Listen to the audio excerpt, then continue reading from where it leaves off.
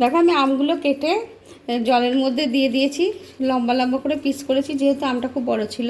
যাই হোক, তো এরকমভাবেই কাটবে, এরকমভাবে কাটলে কি হবে, দেখতে ভালো লাগবে।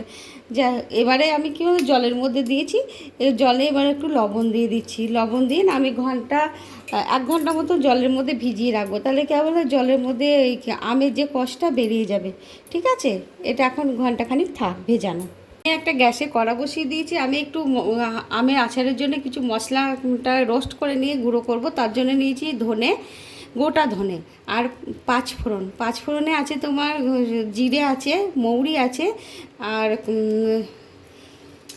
রাঁধুনি আছে, কালো জিরে আছে, মেথি আছে, আর 2টো লঙ্কা দিয়েছি, আর একটুখানি তোমার তেজপাতা দিয়েছি। এগুলোকে আমি রোস্ট করে নেব, দিয়ে একটু গুঁড়ো করে নেব। দেখো আমি গ্যাসের মধ্যে একটা প্যান বসিয়ে দিয়েছি। এবার ওর মধ্যে আমি চিনি দিয়ে দিচ্ছি। আমার আমটা 750 ওজনের আম ছিল। হ্যাঁ, এবার চিনিটা আমি 500 দিলাম।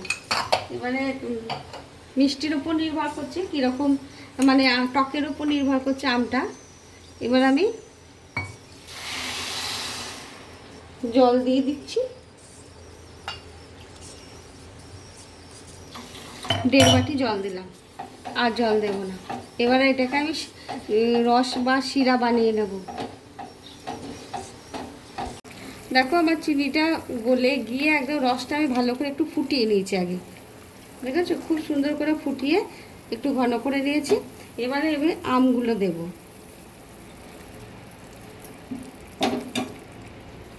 দেখো আমি আমগুলো শুকনো করে নিয়েছি, মানে এই কাপড়ের মধ্যে দিয়ে নিয়েছিলাম, কিছুক্ষণ হাওয়ার মধ্যে দিয়ে আমগুলো শুকিয়ে গেছে, জল নেই এর মধ্যে একদম।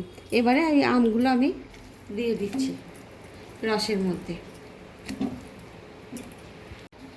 দেখো আমি আমগুলো এবার দিয়ে দিলাম, সব আমগুলোই রসের মধ্যে বা শিরার মধ্যে চিনির। এবারে আমি কি করবো বলো তো, কালারের জন্য এর মধ্যে কোনো রকম তেলের ব্যবহার হয়নি, দেখেছো তো, আমি তেল একদমই দেবো না। এর মধ্যে এবার একটু আমি লবণ দেবো। আমের লবণ দিয়ে ভিজিয়ে রেখেছিলাম, তার জন্য অল্প করে আমি লবণ দিলাম। এবারে দেবো একটু হলুদ, দেবো সামান্য 1 পিঞ্চ হলুদ দেবো কালারের জন্য, বেশি হলুদের কোনো প্রয়োজন নেই। আর দেবো 1 পিঞ্চ মতো Kashmiri red chilli powder, just আমি কালারটার জন্য, আর কিছু না। এবারে আমি এটাকে ভালো করে ফুটিয়ে নেব। দেখো এখনও মানে প্রায় হয়েই এসছে। এখন এই যে রসটা মানে শিরাটা একটু চিটচিটে হবে, তারপর আমি নামাবো। এখনও চিটচিটে হয়নি, টাটকারের কোনো প্রয়োজন নেই, একটু চিটচিটে হবে। হ্যাঁ, এবার আমি যে মশলাটা বানিয়ে রেখেছিলাম ওইটা দেখো গুঁড়ো করে নিয়েছি। গুঁড়োটা কীরকম করেছি দেখেছো, দানা দানা করে গুঁড়ো করেছি, গোটা মানে একটু দানা দানা আছে, মিহি মানে গুঁড়ো করিনি। আর অসম্ভব সুন্দর গন্ধ বেরোচ্ছে, সুগন্ধ বেরোচ্ছে এই মানে মশলাটা দিয়ে, দেখেছো তো। এবার আমি আর মানে 2-3 মিনিট ফুটিয়ে নেব, তারপরে গ্যাসটা অফ করে দেবো। দেখো আমার আচার প্রায় একদম রেডি হয়ে গেছে। এবার আমি গ্যাসটা অফ করব। গ্যাসটা অফ করার আগে একটা জিনিস দেবো, দেখো সুন্দরভাবে হয়ে গেছে। আর এই রসটা রয়েছে বা শিরাটা রয়েছে, এটা ঠান্ডা হয়ে গেলে এটা আমের মধ্যে এটা অ্যাবজর্ব করে নেবে, টেনে নেবে। তো এইটুকুনি থাকবে। এবার আমি কি করছি বলো তো, আমি একটু লেবুর রস দিয়ে দিচ্ছি। তোমরা যদি 6 মাস 1 বছর রাখতে চাও সংরক্ষণ করে, তাহলে সেক্ষেত্রে তোমরা ভিনিগার দিতে পারো। আমার এই আমের আচার বেশি দিন যাবে না, 2 মাসের মধ্যেই শেষ হয়ে যাবে, তো যার জন্য আমি ভিনিগার দিলাম না। তোমরা চাইলে ভিনিগার দিয়ে সংরক্ষণ করে রাখতে পারো। ঠিক আছে, এবার তাহলে আমি গ্যাসটা অফ করে দিচ্ছি।